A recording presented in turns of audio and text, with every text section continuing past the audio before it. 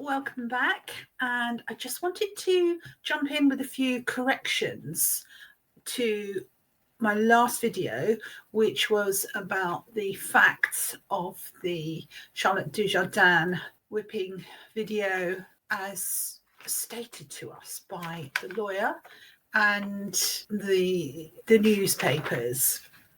Before I get on to the changes that the FEI have made or are making, and also I wanted to cover what constitutes as consent, participant consent for training horses. So that's on the topic of unnecessary suffering. And I want to talk about, is training, conditioning horses, is that necessary suffering? But first, in the comments of the last video, I have attempted to state the facts, and I've summarised them here. And it wasn't directly the lawyer, the Dutch lawyer, Stefan Wensing, that stated that the rider's mother was filming. It was the Sun newspaper who stated that they understand that the rider's mother was filming. So not entirely factual, although they do go on to talk about Stefan Wensing and his comments. So that's one little bit of a correction there, thanks to Harvey, who pointed out that newspapers aren't always as factual as we believe them to be. And this is such a complex story. So I've struggled to get to the facts myself, even those stated by the lawyers. And of course, there is a slight language barrier there because Mr. Wensing is a Dutch lawyer. And although his English is superb, it's potentially his second language. And then, of course, when he says something to someone else, it has to be written down and then interpreted by the readers.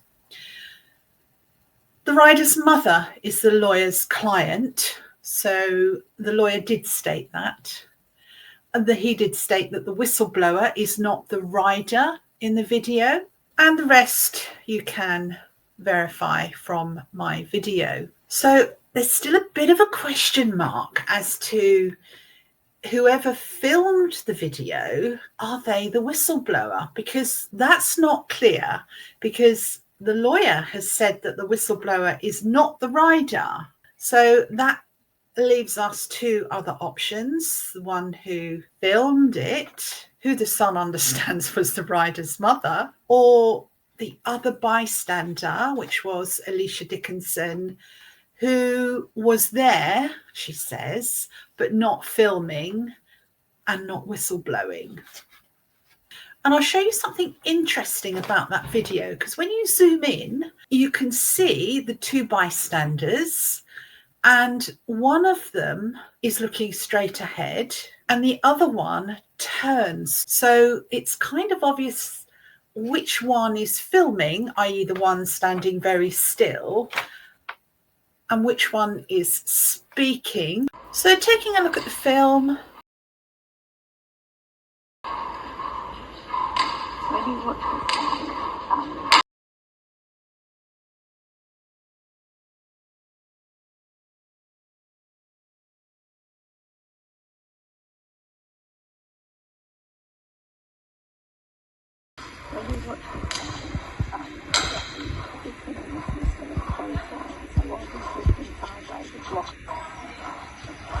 The other thing was, what I find unusual is why the whistleblower, who I've assumed to be British, had to use a lawyer not based in England. But then it occurred to me, after I'd made the film, that the whistleblower could be Dutch. So I have no evidence that says that the whistleblower was British. So reading very carefully, the client may not be the whistleblower, the client made the video, and so on. very difficult to piece together the facts. And as I've said here, I've taken quotes from 2 different reports who had interviewed the lawyer. I've said the person who made the film is referred to as Mr. Wensing's client and must, in theory, therefore be the whistleblower. But maybe they just came forward with the film and somebody else wanted to make a legal case out of it, or somebody else wanted to involve a lawyer. So, yeah, you need quite a careful read of these reports to see who did what and what their motivation was. And then it occurred to me, because, well, I had to look through a few other reports to find Alicia Dickinson's age, and that's stated as 40 this year at the time of that particular news report. The report states that she has a daughter, so it's plausible that the young person, the 19-year-old riding in the video, that Alicia Dickinson could be her mother if she had a 16 to 18-year-old daughter, depending on whether the video is 2.5 or 4 years old. But that's not confirmed. Now, something interesting with me querying about this, why a Dutch lawyer, is this report. Now, I can't get the full report at the moment. I have a Horse and Hound subscription, but I don't seem to be able to access digitally just yet. But having done the search on this gentleman, Pippa Cookson from Horse and Hound, according to this search snippet from Google, Dujardin's legal counsel is also Dutch. So, yeah, just curious. What is it with equestrian law activity and Dutch lawyers? And then we have Charlotte Dujardin's lawyer, apparently, allegedly, has also put out a news story or a statement about the timing of the video being incomprehensible as sabotage concerns grow. Says that the 2-year delay in reporting concerns could render the case inadmissible. And what he adds to the story is that the film is potentially, or the release of the film is more about sabotage, potentially, than animal welfare, on the basis that if you've witnessed that, yeah, okay, you might hold on to it for a week or 2 while you make inquiries and find out how to go about complaining, but that releasing it so close to the Olympics could plausibly be seen as sabotage, and that potentially the whistleblower could potentially have prevented horse abuse had they handed the film in a lot sooner. But that said, the sanctions in this case can only prevent FEI members from competing. They can't take the horses away from them or take them away from the horses. And Luc Shellstrait, apologies for my pronunciation if it's wrong, appears to be a business rival of the whistleblower's representative. So he sent an open letter to Dutch media and questioned the motives of the decision to alert authorities, referencing Wensing, saying that his client wanted to prevent Charlotte Dujardin from winning medals at the Olympic Games. Well, yeah, that is different from saying, I want to save dressage and I want to speak for abused horses. Paraphrasing there. This statement makes it clear what motivated the anonymous client to file a complaint, he writes.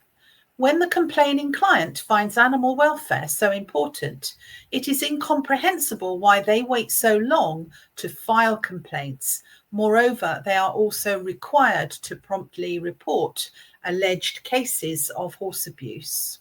That the regulations say they should be reported without delay and is precisely aimed at preventing animal suffering, and that the sanctions to be imposed may be limited as a result.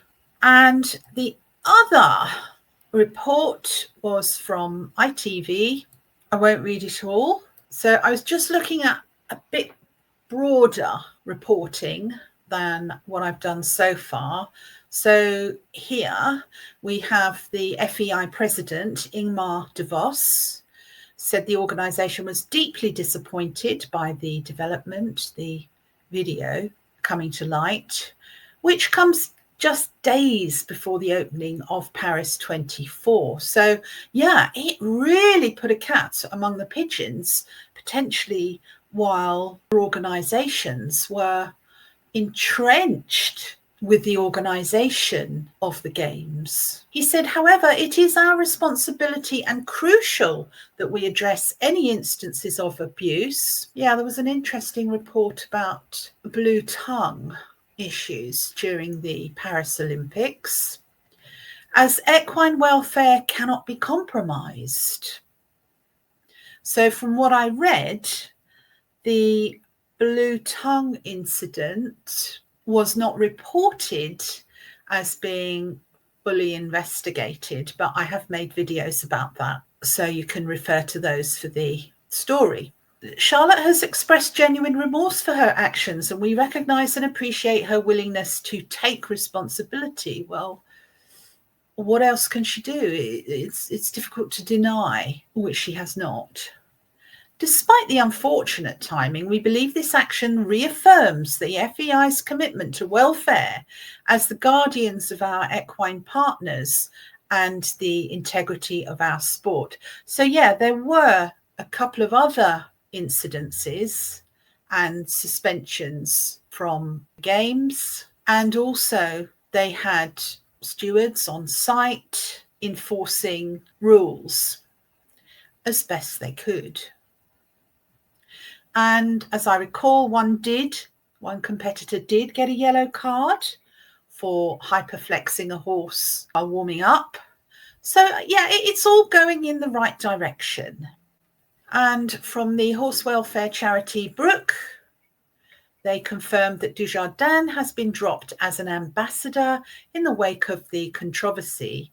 In a statement, the charity said it was deeply disturbed to learn about this video. I bet it was.